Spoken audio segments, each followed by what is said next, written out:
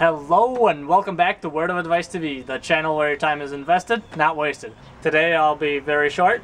It's something that we all deal with at one point. It's hiccups and how to stop them. So it's really simple. Whenever you get hiccups, they come out of nowhere and they usually come in the wrong time. Hard to get rid of. But one thing you can do to stop a hiccup right away is close your nose with your pinkies, close your ears with your thumbs, get a glass of water, a straw, and take about 2 big gulps, and that will take care of it right there.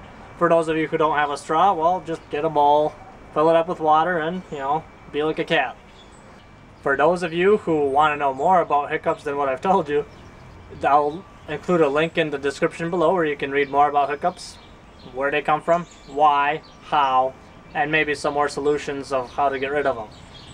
And next up, you can either watch a video about the most insane roads in the world on the right, or another useful for life video on the left. Don't forget to subscribe for a new video every Wednesday, and I'll see you next week.